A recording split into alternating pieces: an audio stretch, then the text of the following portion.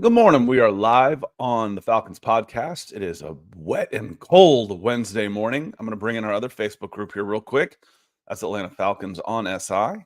About 26,000 strong on that page. If you haven't checked it out, please do. And we are spinning good.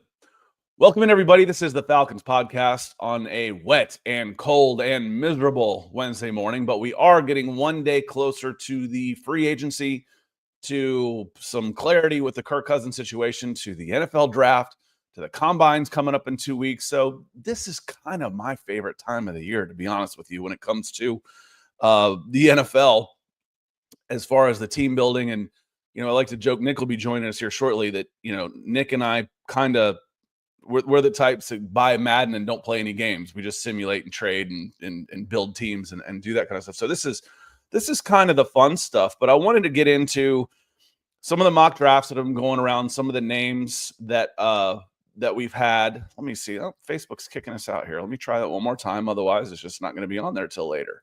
So let me try Atlanta Falcons on SI. I'm only going to try this one more time, and then I won't bother you with it. Let's see if that goes. Then we'll run a mock draft here later. Before Nick gets here, I wanted to something that he posted just a little bit, the comparing the contrasting, and there's no one way to build a team. As far as there's no right way to do things. Hey, let's get lucky in the 7th round with I think Brady was a 7th rounder. He might have been a 6th rounder. The best way to build a team is to grab the best quarterback of all time in the 7th round. Yeah, wouldn't that be nice? But I want to kind of compare and contrast the Philadelphia Eagles draft style with the Atlanta Falcons, as far as we're firm believers in here. We're going to get mugs made up called trenches, firm believers in building from the inside out. And that's what the Philadelphia Eagles done. And I want to contrast that a little bit. Let me bring up Nick's post here real quick. I want to share my screen and let you see it. Share screen, entire screen. And this is Howie Roseman has had 15 drafts. He's had 15 drafts in those 15 years, and he traded one of those picks away. So he's had 14 picks. One of those picks went to help get A.J. Brown, wide receiver. In those 15 years, he's taken 4 edge rushers. Brandon Graham, I don't remember everybody's name off the top of my head, but 4 edge rushers. Nolan Smith, 3 interior defensive linemen, and my God, he's hit on those. He's not just taking them, he's hit them.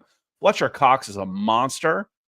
Jordan Davis is really good, and Jalen Carter in his 2nd year was all pro. 3 wide receivers, 2 offensive tackles, a quarterback, a corner, 1 non-premium position, an interior offensive line, and then 0 at the non-premium positions in running back, tight end, LB, safeties. So I see you, Nick. Once you finish chewing, give me the thumbs up, and I'll let you come in. So you're talking on building the lines of scrimmage, especially the defensive line. In half of his 14 picks have gone to his front 7 of his first round picks. Half of them. Wow, the Philadelphia Eagles really dominated up front. Yeah, no kidding. Look at this. Half of his first round picks, and it's not just half of them. These 3 right here, the interior defensive line, that's hitting it out of the park. Now, let's contrast that, and I'm going to bring in Nick for some scratch and sniff real quick. Nick, well, my friend, good to see you. Good to see you too. So good morning. So appreciate you putting those numbers together, because then I went and looked at the Falcons, because I call it seat of the pants, seat of the pants analytics.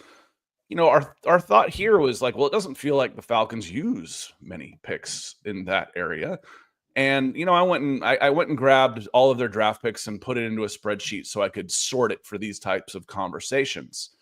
So if the Eagles have taken 4 edge rushers in the last 15 years, how many edge rushers have the Falcons taken in the last 25? I mean, gosh, we talked about it before. 25 years, you'd have Vic Beasley. You have the 6th overall pick from Arkansas, whose name's escaping me right now. Jamal. He was 8. That was Jamal Anderson, the other Jamal Anderson. That might be. That's all I can. He's name. top, and he's one of my top 5 biggest draft busts. Is that Jamal Anderson? Yep. And then the other one you have to go back to year 25 was no, not the other one.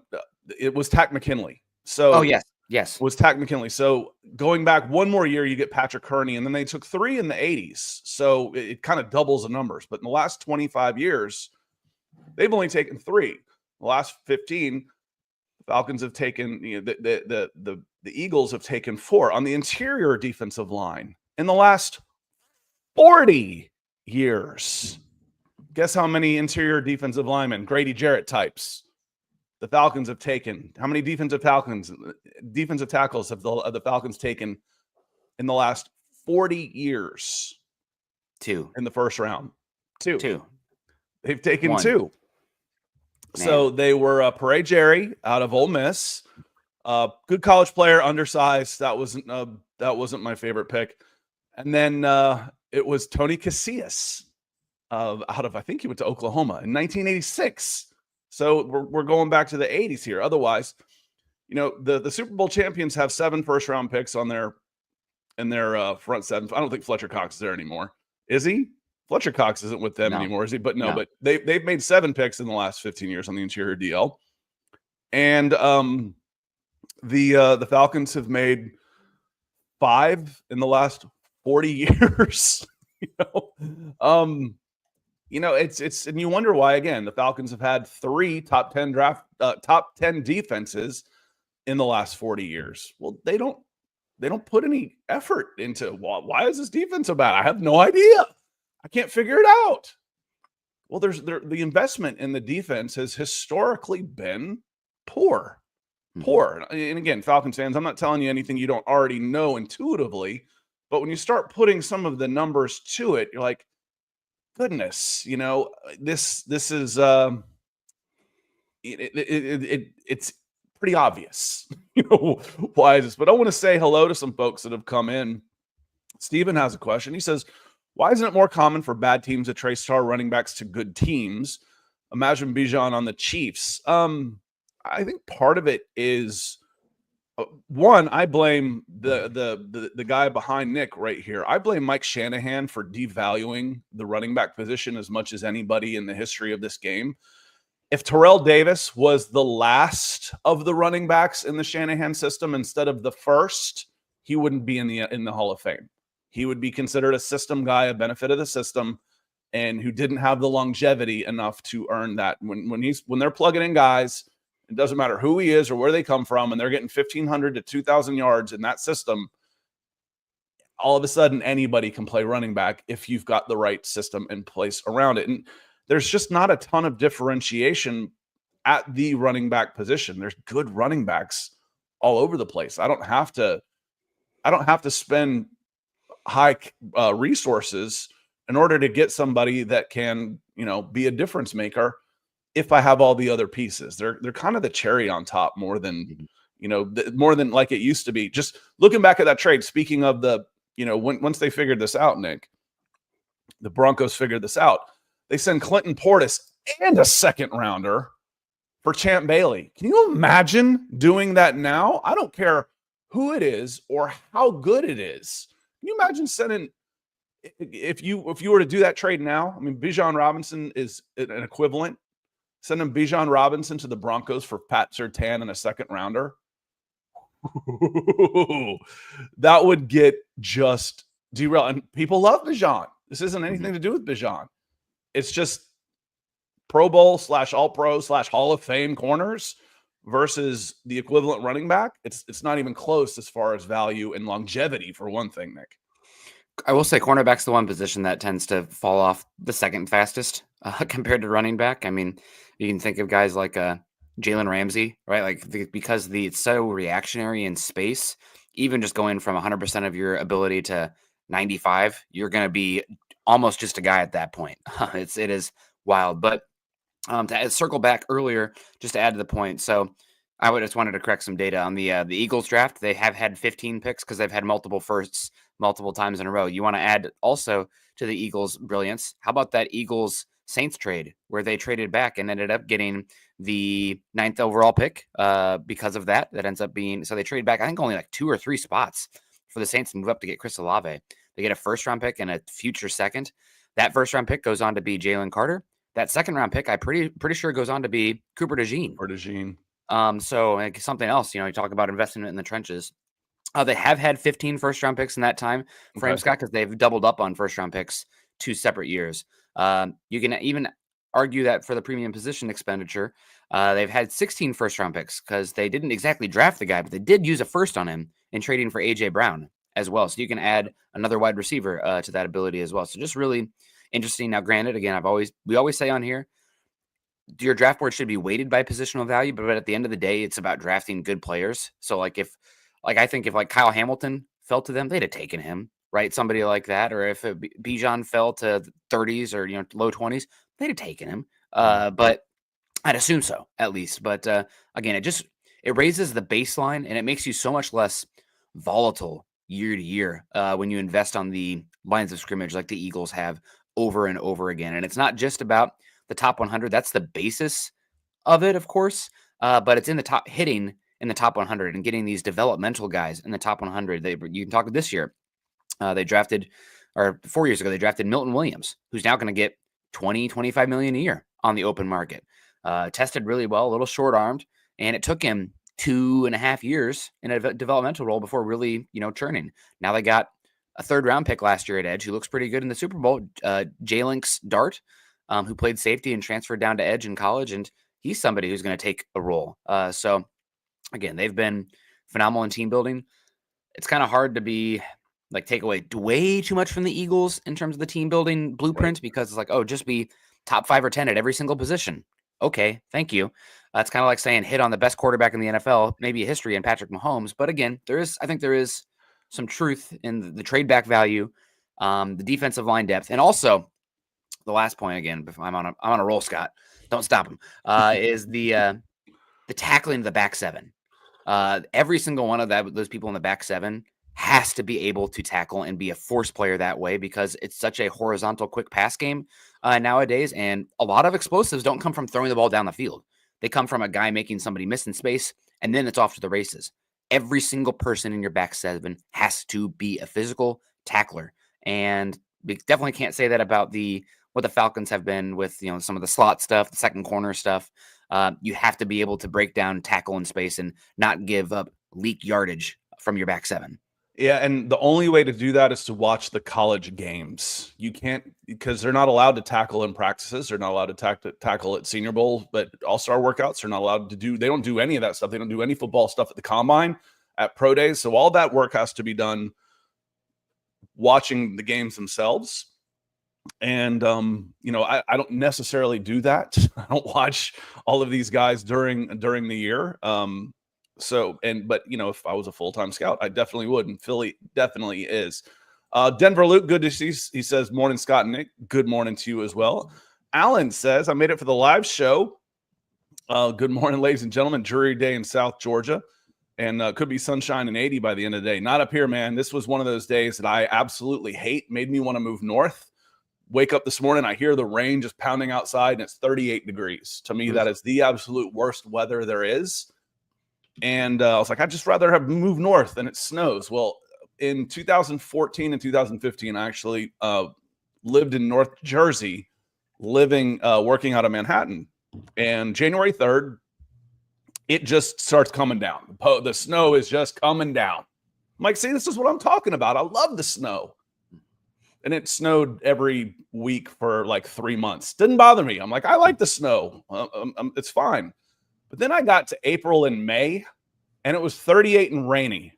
And I was like, oh, you don't miss this crappy weather. You just push it back down the calendar a couple months. Man, your spring sucks. Yeah. And you're very That's what I learned about moving. The spring in the north sucks. So it's the winter here in the South, which I'm not a fan of cold rain. I rode a motorcycle exclusively for 2 years, Nick. I grew to hate cold rain. Hated it. You probably wouldn't like Seattle in that case, because we really only have, 2 or 3 seasons, technically, I would say. But from November through April, May, it's not necessarily raining like you'd picture it. It's just kind of a foggy mist a lot, and it's always cloudy, which pavement's wet and hard to you have to have a rain jacket on. Not the most fun to drive around your cycle. Now, that said, in the summertime, I don't think there's a better summer city in the country than Seattle. But I digress. I love Seattle. I've said if it was sunnier more often, it'd be a shoe-in for a top 5 city in the country. At least it used to be. That's a different discussion. I'm all about the nature, and I don't think you can beat the surrounding variety of the mountains and water in the Northwest. Keith said it was Keith Brugman says, I woke up to -20. You don't have the worst weather. I didn't say it was the worst. It's what I hate the most. I'd rather do -20 and dry or snow than rain. I just hate the rain. I can go outside. -20 is a little tougher, but I hate the cold rain. I absolutely hate it. For me, it's the worst to me. John Harrell, good to see you. I hope you're doing well. He says, good morning, Scott, Nick, and the crew. Chris Tyler, also in the house. Falling Sloth is here with us. Harry Marshall Wood. And Stephen B says, after that Sue and McCoy duo, remember that debate on who's going to go 1 or 2, and Ndamukong Suh or Gerald McCoy. 2 or 3, I think. But they were top 5 guys, though. Yeah. Yep. And who's it going to be? In Fletcher Cox. And to be fair, that was 3 pretty good players.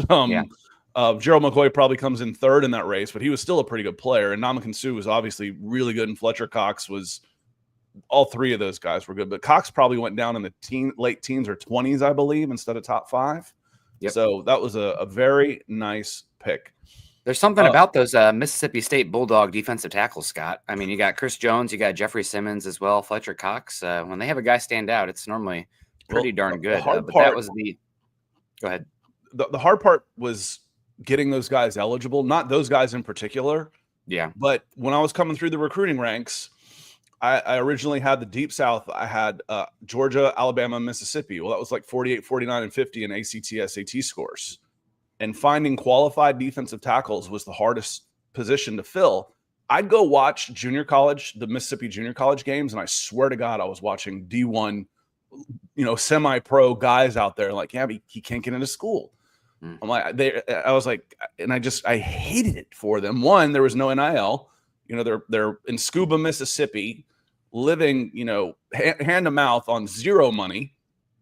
And once they're done with, junior college, then there's no avenue for them to earn a living. I hated it. Like, these guys have a skill. They have a marketable skill. We don't need to go through the farce of the NCAA to get them to be pro. Anyway, that's a whole different story too. We won't get into, but lots of big, talented big men in Mississippi for sure.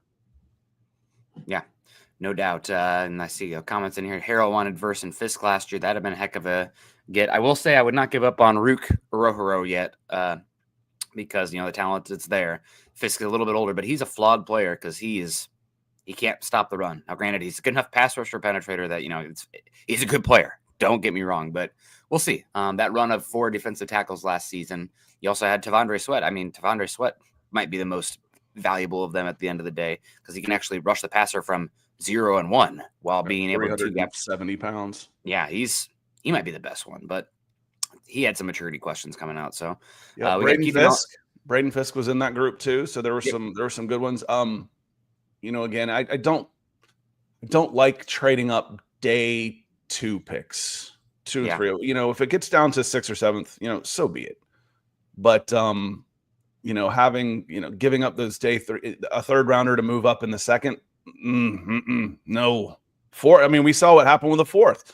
The one time the Falcons trade down in Terry Fontenot's history was one of their best moves. They traded down in the 2nd. Yes, it would have been nice to have taken Javon Holland in that spot that they traded out of since they desperately needed a safety. They got Richie Grant. Okay, that's a miss. But the more shots you take, the better chance you have of actually hitting.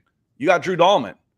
Drew Dahlman was worth that 2nd-round pick by itself. If they had taken Drew Dahlman in their original spot of like 36, 37, somewhere it was right in that neighborhood, and we grade that in hindsight, we say hit.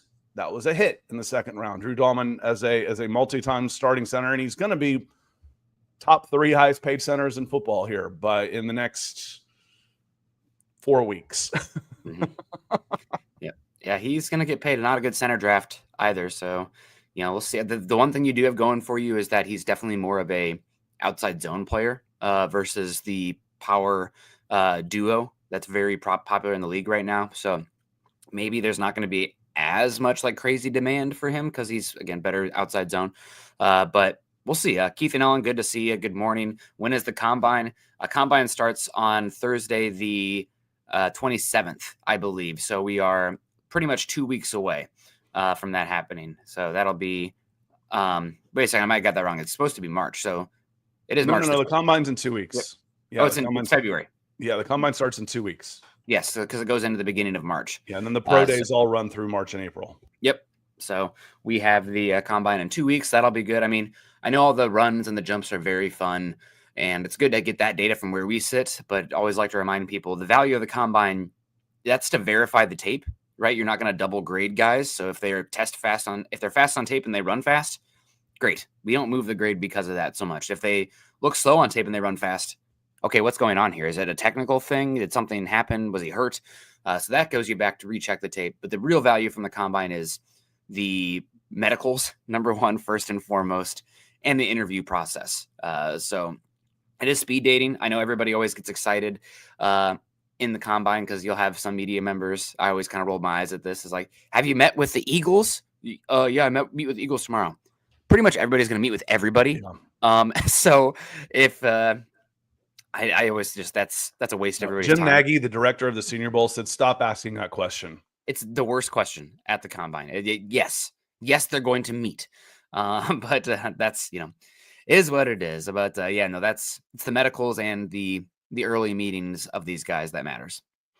I had the question here. Where can I? It's just offensive line. I don't know why I can't separate this by center. There it is. About the highest paid center. Which have the highest paid center on average? Creed Humphrey, Kansas City Chiefs. Frank Ragnow was actually at 13.5, and he was number 2. They list Miners here, but Miners is a guard. They list him as a center. And then Lloyd Cushenberry was at 12.5. That's what, that was just dumb. You see that we do Broncos for breakfast. I've watched Lloyd Cushenberry for 3 years before he got that contract. And it was probably not quite as dumb as giving Calvin Ridley $45 million, but it was close. It was close. I mean, he's a $5 million guy. So you're looking at, is he going to get Creed Humphrey money at 18? No. Eric McCoy, center is at 12. And those are the only guys over 10 on average. So, 12 million. I think 12, 10 to 12. Yeah, 10 to 12 for Dahlman is going to be about right. And the thing is, y'all, about talking about, Harry says, I don't want to invest that much in a center. You can structure the contract on a 4-year deal where it actually lowers his cap hit for next year, where it's $1 million, $2 million cap hit in 2025. And then moving forward, it'll escalate a little bit, but then a lot of money comes off the books. A lot of money comes off the books. Mm-hmm. Talk Kirk Cousins, Grady Jarrett, Jake Matthews. That's when you're going to have to start investing into. There's some 30-something guys there that are making 20+ million that will be coming off the books in 2026, 2027. That when that escalator hits on, you're going to have to pay Drake London.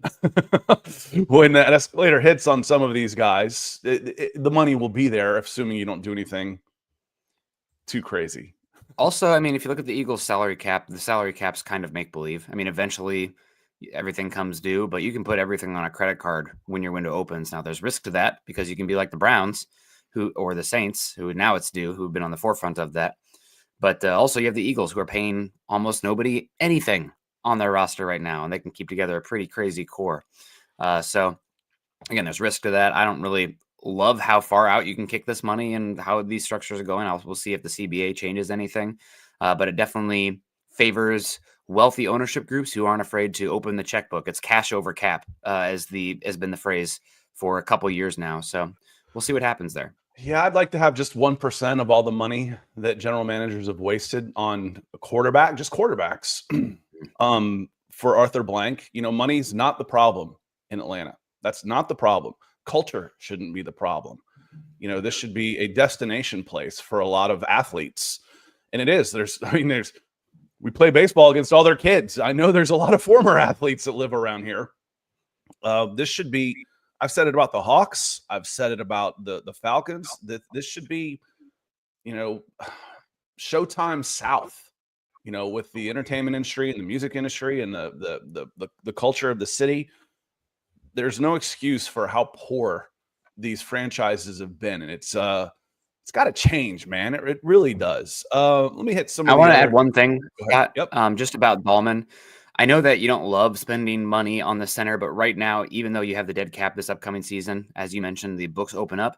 And I think we've said it on here a few times. I truly do believe this.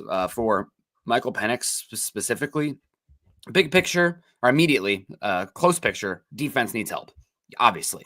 Big picture, though, I think before even that is like, are we happy enough with the offensive line?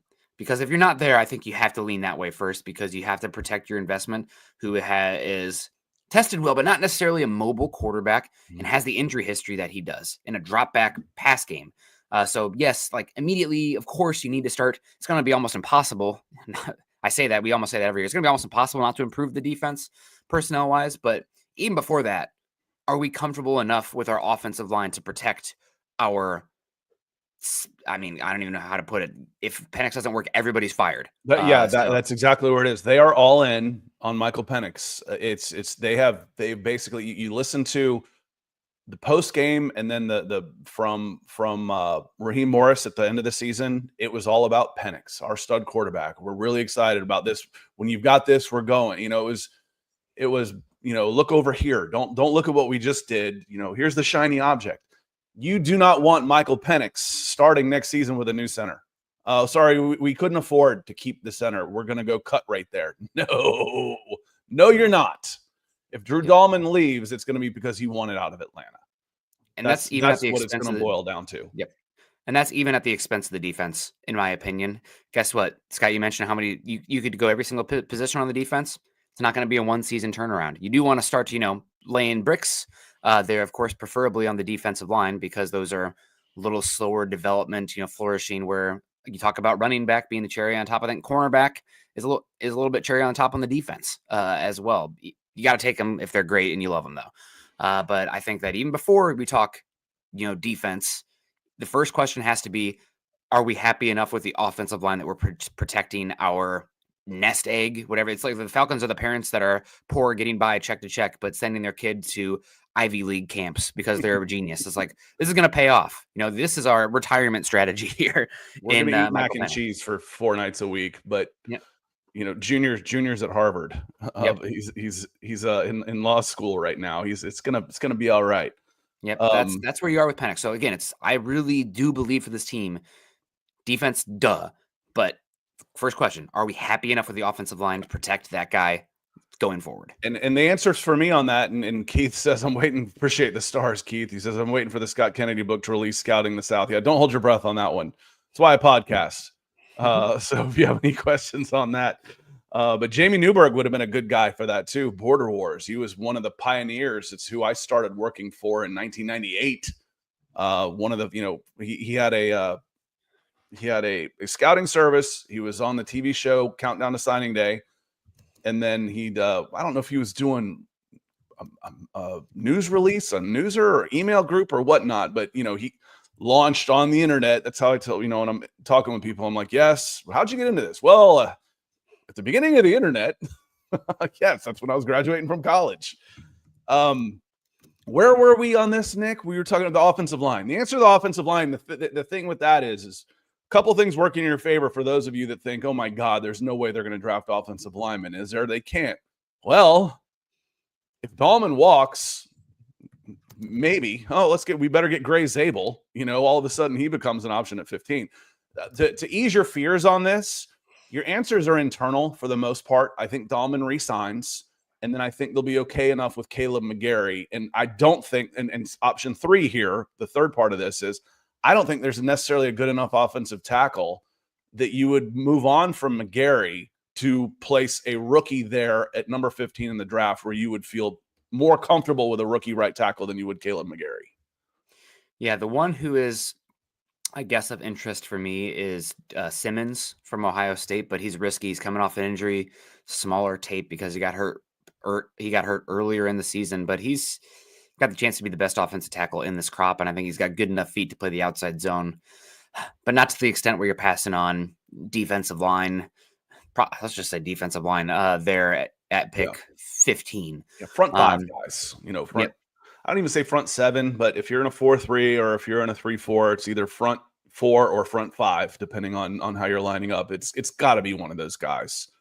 Yep, those guys. We've already. Speaking of mock drafts, Nick, where do you think it ends up going? What would you? Let's say you've got Nick Scourton, you've got the Texas A&M guys, you've got James Pierce Jr., you've got Mike Green, you've got Shamar Stewart. Those are the 4 that I think are probably most likely. I think the Georgia boys are gone. And am I missing anybody in there as far as, and let's say Will Johnson falls. Why is he falling? Why is he falling all the way to 15? He was top 5 4 months ago. Mm-hmm. What's the risk there? So what if you had your choice of those 4, or Walter Nolan? Let's say he's still on the board too, the number 1 defensive tackle. Those are the 5 guys that are being mocked pretty consistently to the Atlanta Falcons in that 15 spot. Speaking of mock draft mania. So you listed Mike Green, James Pierce, Walter Nolan, Will Johnson, and who else? Shamar Stewart and Nick Scourton. Probably not Nick Scourton. I just think he's a little stiff as a player. Now, if you can trade down to like 30 to 40 and Scourton's there, we're in business. I know, Scott, I'm really waiting on your tape here. It's really hard for me to this not. One of the reasons why I'm stepping away from Broncos for breakfast is I haven't had time to get to my Senior Bowl tape. Yeah, I know. It's really hard for me at my bones to not want to take a dice roll on Shamar Stewart just because of the profile. Now, it's going to come down to football character for me. When you have the tools, if this kid, like one of those people who's like, I would die if I didn't have football in my life, and I trust my defensive line coaches, that's a profile that I'm going to bet on. And I know there's always risk to that as well. But you're going to be picking a flawed player regardless at 15 in this class. So I think out of the guys you listed, that is where I lean. It scares the absolute heck out of me. And I don't know if this, like I'm sitting here in my chair in my basement, I'm not going to get fired for missing the pick or having a bad take there. So it's easy for me to say that. But at 15, there's not a non-dice roll on the defensive line. I mean, really the talent of this defensive line is more so the actual depth. I think you only have probably 3 or 4 like true first round grade defensive linemen, pass rushers or interior guys, Scott, and they're all going to go before pick 15. And Graham, both Walker and Carter, and I think I'm forgetting. Oh, and I think Michael Williams also is going to get a first round grade from teams, but he's on the borderline because of the injury. But after that, I mean, I don't have conviction about any of them when I watch them. It's none of them. It just feels like that line is probably about pick 9 in this draft, where it's like, okay, there's all your first rounders. Now everybody's round 2 grades. But it'll be interesting to see. We got Chris Tyler coming in, says Will Johnson's my favorite. I think we can get good edge round 2 more so than cornerback. I think you're going to have a good chance at a good cornerback round 2. I think that you're going to have, there's Maxwell Harrison from Kentucky. You got Trey Amos at Ole Miss. You got Azareye'h Thomas from Florida State. I think all those guys are pretty good. Now maybe they'll work their way up. Thank you, Michael. But I think that's a viable strategy as well. You just need a hit at that point. Why is Michael Johnson falling?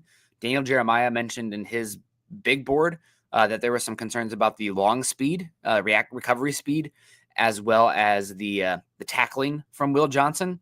It's kind of funny. Those were 2 things that people were concerned about with Patrick Surtain coming out, because his technique was so good. It's like, does he have good recovery speed? We never see it. He's always in the right position. Also coming out, he was not always the best tackler. He's improved a lot there over his time at the NFL. So Will Johnson's definitely in the conversation there as well. Somebody that's also getting some steam. He's not going to test great, but he's so instinctual and still physical, is Jahdae Barron, defensive back from Texas, who can play boundary corner, slot corner, safety. And he won the Jim Thorpe this year, hands on the football. He's a heck of a player too. So did want to give him a shout. I think your first 2 picks are starters next year. They're defensive starters. Whoever you get, they should be plugged in because I can get a linebacker. I can get a linebacker in the second. I can get a safety in the second. I can get a corner in the second. I can get a front, front 7 guy, front 5, front 4 guy, and they'll have opportunities. The only way I think you don't have a starter, a plug and play starter, is if you go defensive tackle, and they'll should rotate in enough that you end up seeing them anyway. Rotating in for us is Michael Ronquillo coming in with the red and black with $100 super chat this morning. Michael, thank you so much. I was going back looking for something, Michael, yesterday, because this is going to be my last official episode as one of the hosts of Broncos for Breakfast next. I'm stepping away from the show, and how much it's changed, how much the production quality has gotten better, the lights, the sound, and it's because of people like you being able to invest and make this a viable thing for us. My forehead shines nice and bright now. It's much clearer because you have invested in us with this type of support and generosity. And hopefully we've been able to give back to you with a better product and, giving you a couple hours of entertainment every week. So thank you so much.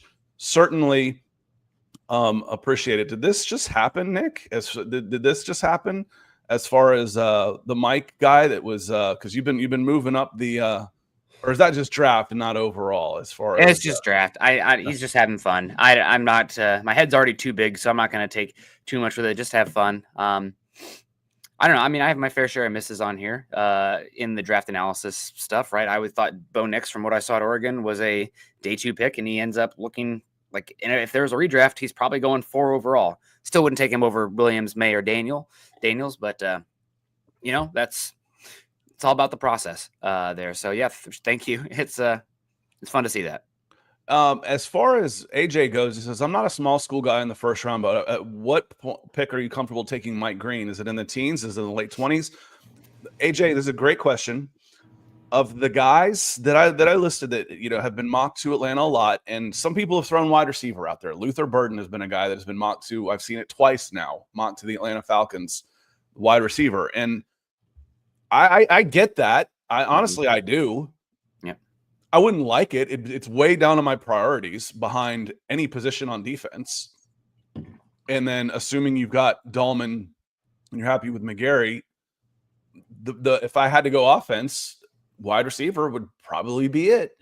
They could fit right in there. The cost control, again, Drake's going to be a $25 to $30 million wide receiver here in a couple of years, or you keep stacking them up and I don't know. I don't want wide receiver, but I understand it a lot more than I understand Kyle Pitts at 4 in 2021. Mm-hmm. So I am starting to lean towards Mike Green out of these list of guys that we've talked about. I think he's the most sure thing.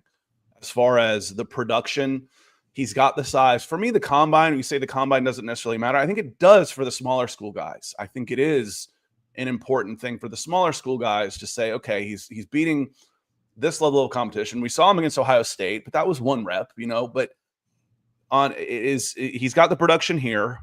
I always say I don't necessarily worry about level of competition. Herschel Walker is Herschel Walker, whether he's at Callaway or, some small school, or he's playing at Parkview in 7A in Gwinnett County. He's still Herschel Walker. Mike Green is still Mike Green, but who is Mike Green? He dominated, and that's all you can ask. He dominated the people that you put in front of him.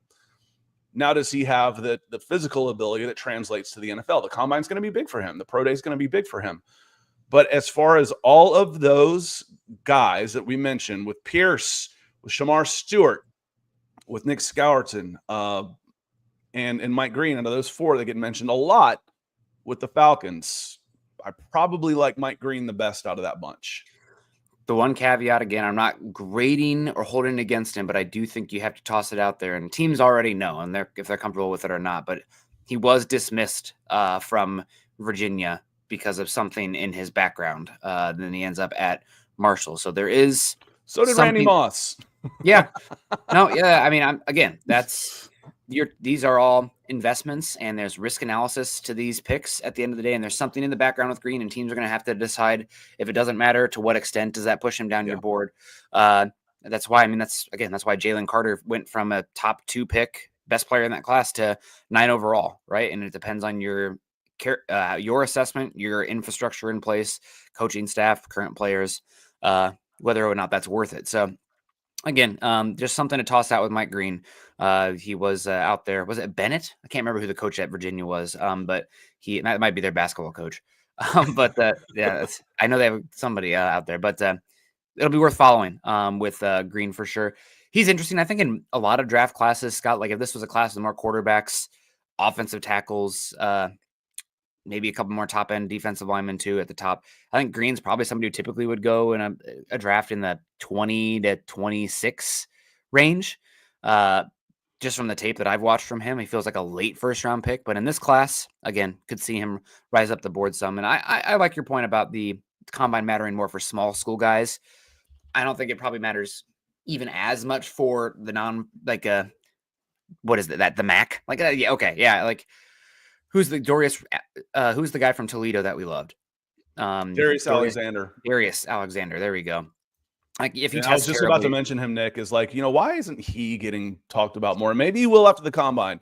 So our viewership's a little more down today. People are kind of chilling between, before the combine. But those of you that are watching, you watch to see if this happens. Darius Alexander is a dude, okay? We're out there to tell you these things. Darius Alexander is a dude, and when he goes and performs at the combine the way he did at the Senior Bowl, you're going to hear about Darius Alexander shooting up the charts. Yeah, I wouldn't be surprised at all if he sneaks into the back end of the first round by one of those teams that always is getting those value picks, right? Like he seems like Eagles, Ravens, Chiefs, just, somebody like, oh, good player here. We're going to just toss another log on the fire of the defensive line. Works out long-term a lot of times. Steelers are like that too, where they keep stacking the defense up. Now they got I saw who was it? Field Yates mock Jackson Dart to them in the first. You didn't learn with Kenny Pickett. Don't reach for a quarterback, man. I don't think Jackson Dart's a first rounder. I don't. Yeah. And we didn't think Kenny Pickett we knew Kenny Pickett wasn't a first rounder.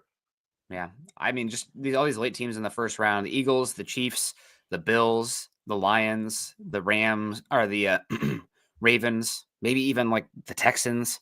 The Rams have been sneaky good about drafting lately. Oh yeah! Oh my God! They've been hitting. I mean, they had that one where they had like 14 picks and 11, 12 of them played, and 10 of them were day 3 picks. And last year was their first round pick in like 400 years. Again, now back to the point, talking about the defensive line earlier. The Eagles have done it and it hit, but you also want to look at like comparatively across the league, and it does matter at the end of the day which players you take, because you can look at a team like the Packers as well, and they are just littered with first round picks across the defensive front, Scott. And it didn't make a difference as far as them having an elite defense at the end of the day. I mean, you had Lucas Van Ness, you got Wyatt, you have Kenny Clark, who's been good for them. You have Rashawn Gary. I think there might even be more than that there. And they've been, a good defense, but not like the Eagles. So again, at the end of the day, it's not just about you're not drafting generic players at a specific position. You are drafting individuals. They also have front 7 player in Quay Walker in the first round. So again, just a bigger point on that one. And we got the Pro Football Network's mock drafts. Yeah, I wanted to change it up a little bit because you've been complaining so bad about I think Jalen Walker's that's ranking. If he goes to 15, I wanted to change it up a little bit. AJ asked, is it imperative to trade down because we need more top 100 picks? Imperative. What we think needs to be done and what we think would be the best thing hasn't happened for the most part of the last, ever, as far as the Atlanta Falcons go.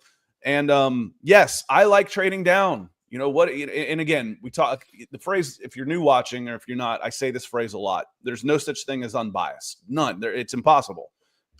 Our experiences make up who we are and how we perceive new incoming information. I was 15 and 16 years old when Jimmy Johnson took over the Dallas Cowboys. Okay. He traded down all the time. He wanted more bodies in there, more picks. That biased me a lot. Bill Belichick did the same thing. I want more shots at it. I know intuitively that there's just not that big a difference between the 20th player on the board and the 25th player on the board. So why don't I take the 25th player on the board and maybe I can get the 99th also? And hey, the 99th might turn out to be a dude, like Tom Brady in the 6th round. I want more shots at it because it increases my probability of hitting. So yes, I know if I go pick at 25 and I get another second round or another third round pick, I also know that those are non-premium positions, and the Falcons need starters at non-premium positions like linebacker and safety. I could get my starter out of the draft with a slight trade back, and I could pick up 2 starters on this. So we will see. We don't do trades on this one because it's too easy. It is way too easy to trade down, and it's just not that easy in real life. But let's enter a solo draft here. Let's see how this works here. Let me hear. It has started. It's too easy to trade down. Would I take that trade? Yes, I would. And I'd hit accept, and I'd end up, when I do this one, I end up accepting like 10 trades, and I end up with like 10 first-round draft picks the next year. So I'm not going to do any of the trades. Would I trade back to pick up 2 third-round picks and swap? Yes, I would absolutely do that. It's too easy on this one. So when we look here, Mason Graham is still available at 4. There's just no way he's going to be available. But yes, I would take Mason Graham, a defensive tackle, at 15 if he was available. Will Johnson's gone. Nick Scourton is gone at 9. Mikael Williams, Ashton Genty, Travis Hunter, Abdul Carter. So that means that James Pierce is here. That means they don't have Mike Green very high, do they? No. Loveland, Walter Nolan is there. Kenneth Grant, Mike Green is at 33 as an edge. So for me, it comes down to, for more realistic, is do you want James Pierce, or again, do you want Mike Green? Because I don't want the wide receiver. I don't want a guard. Tackle, no. Unless these guys are really good players. And at 15, there's the line is flat. If this was in the top 5, you said, oh yeah, this guy's got a chance to be Orlando Pace. I don't care who else I have. I'm drafting the tackle. That doesn't happen once you usually get out of the top 10. Now you need to start meeting needs with best players, and the line's pretty flat on this one, unless you see something other than this. If Mason Graham, yes, I'm taking Mason Graham. Yeah, this is hard to. I guess we can take Mike Green. I didn't see if we had Stewart available. And this is prime trade down territory. I think they must have Shamar. Shamar is available, and I didn't see him. Yeah, crazy. So they have him lower than they have Shamar Stewart lower than Mike Green. Shamar Stewart's at 38. Yep. And honestly, that's if he's available. If Shamar Stewart's available in the second, that's where I don't mind taking a big swing, a high risk, lower risk, high reward guy. I'm not at 15. He's one of those ones that back end of the first round. Oh, we got a development plan for him. Yeah, I'll trade down and I pick up another second rounder and I get him at 28. Okay. Yep. That mitigates my risk. The other one I think worth a shout out here that we haven't talked about too much is Walter Nolan, who was pretty darn awesome at the Senior Bowl. He's been good for a while. He's a good player. Also, 2 weeks away from the combine, Kenneth Grant at 340 pounds. We're about to see what he can do as well. I think in this one, we can go Mike Green just because that's, you're the GM. I can be the assistant GM here. There's options. If Ashton Genty was available, I'm on the phone with you as the Broncos being like, hey, would you take 20 and our 3rd round pick this year to move back only 5 spots and a down draft? He's got to already be gone. But Walker's already gone though, because Chris Walker says I'm partial, but Walker from Georgia would be my pick. Yeah, he's already gone. Yeah, that's one of the reasons we came over here is because Jalen Walker kept coming on. We kept getting him in the 2nd round. We're like, okay, let's try a different board. I don't like this board. Let's go Mike Green. Yep. Again, the guys that we said that might be available, there's a bunch of them there, and we just talked about how that makes sense in the 2nd round. And again, Shamar Stewart might be there. If there's the problem is there's not going to be 32 general managers. This is one board. This is not all the boards. There's not going to be 32 general managers that are risk adverse against a guy with 4.5 sacks that is 6'6", 285 pounds and can run down most running backs. They're not going to be that risk averse. They're going to be like, you know what? I'm going to take a shot at this guy, and it'll probably be the freaking Ravens. Mm-hmm. because they seem to take those guys a lot. I mean, Walter Nolan falls here. We've seen defensive tackles fall, Nick. Yeah. So maybe there's a slight trade up that they don't have enough picks to trade up. But this Walter Nolan, and there goes Stewart to the Colts. Walter Nolan at the top of the second isn't out of the question. That's where we've seen good defensive tackles go lately in the last few years, Nick. I will be curious again. It's a down year at quarterback and offensive tackle. It's a deep defensive tackle class, but that just means more teams could be taking them earlier, right? There's no such thing as having enough players in the defensive line. It's the one positional group where you need to have your two deep as good as like starters out there. So, I mean, if Walter Nolan falls here, I have questions, Scott, to be completely honest, Scott, about is there something else in the background? I think he's a little undersized. Mm-hmm. As far, again, I don't remember. I don't remember what he weighed. Let me look it up real quick. What he measured. He's fine. He's a 3 technique all day. He's built like Rankins, or one of those guys. My seat of the pants analytics study was in the 290s. Yeah, he was 6'3", 293. So just a shade undersized for being, a first round pick. I don't think it's completely out of the question. So we're going to take him here just because we can. Can we look at the board just a little bit more, just because the board was so wacky last time? I'm curious if there's anybody else that would be interesting. Jack Sawyer. You got TJ Sanders, who I think is more probable as your 3 technique down here that we talked about earlier. Darian Porter is an interesting player from Iowa State, cornerback. He starts to fall off a little bit here, it looks like, in my opinion, unless there's anybody that's scrolling back up for y'all. If you need to look away, I'm going to go back up. I'm good. No, I don't get seasick. I also wanted to give a shout out too, Nick. Yeah, I wanted to give a shout out to Tyleik Williams here. You took Ruka Rohoro last year, who's a little bit more of that 3 technique 4-eye, and Tyleik is probably the best run stopping defensive tackle in the class, and he's so strong that he can do 2 technique, but he's powerful enough that he can do 1 gapping, or not 2 gapping versus 1 gapping. He can do both. So I think Tyleik Williams is also worth a shout here. Walter Nolan's the more valuable skill set. Again, if he falls down here, there's probably some questions about the football character or something like that. But I think Tyleik Williams at least deserves a shout here. And the last one I want to give a shout. I know that you've already took an edge round 1, but he's a little bit smaller, the body type. If you want to get a little bit more high floor, going to play no matter what, this guy is just a 10-year professional. JT Tuimoloau from Ohio State. He might not be a superstar. He's going to get you 5 to 8 sacks a year and play 3 downs. He is good. Falcons fans, and Chris Walker, thanks for finding us over on YouTube. It wouldn't connect to the Atlanta Falcons Facebook page this morning, so glad you figured out where to find us. And I'll drop that into when I upload the video this time onto the page. I'll put that link in here. Hey, you can always find us here also. Who's at edge for the Falcons? You got Petty and Braylon Trice. That's it. Who am I forgetting anybody? Because D'Angelo Malone, his contract's up.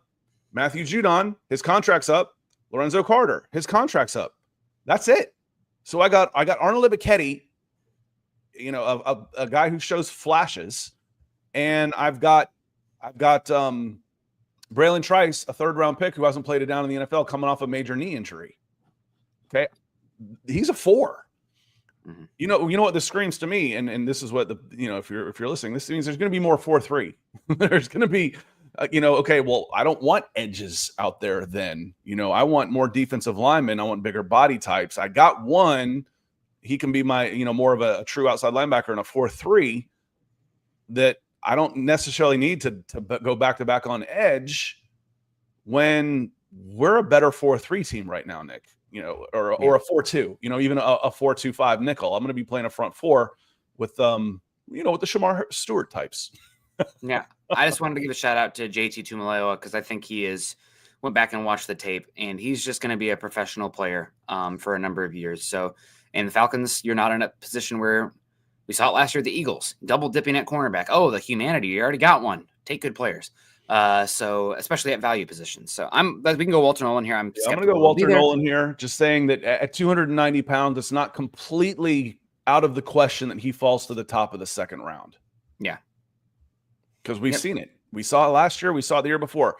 Christian Barrymore was one of those guys that ended up going, in the 30s a couple of years ago as the first defensive tackle off the board. Someone mentioned you go to another tight end here. Well, 4th round for Elijah Arroyo isn't a bad pick. People are mocking him in the 1st, and honestly, I think this is closer, Nick. I think day 2 is closer for Arroyo than 20. Aren't you day 3 now? I'd be if Arroyo we're in the 4th, but I think of 90 as 3rd round. Yeah, I think of 90 as 3rd round. I mean, I think Arroyo is a 50 to 60 guy, not a 20 to 25 guy.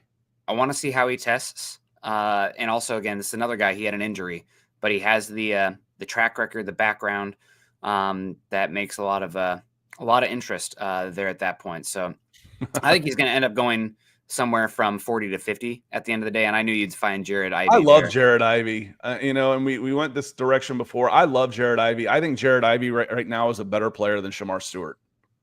Yeah. He's got really heavy hands. He's a really hard worker. He was the leader of that Ole Miss team. Maybe there's something to double dipping on Ole Miss players. There's Darius Alexander. Yeah. I don't know about this, Scott. No, this is one of those where we take these guys and then show you later. Like, remember when we got these at 125 and they went at 30? Yep. Yeah. Because they finally caught up on the board. Yep. Jamari Caldwell, he might be one of the better nose tackles in this class. Really impressed with him. I really like Demetrius Knight at linebacker. Right, listen, there's several defensive linemen I think could go sooner than this.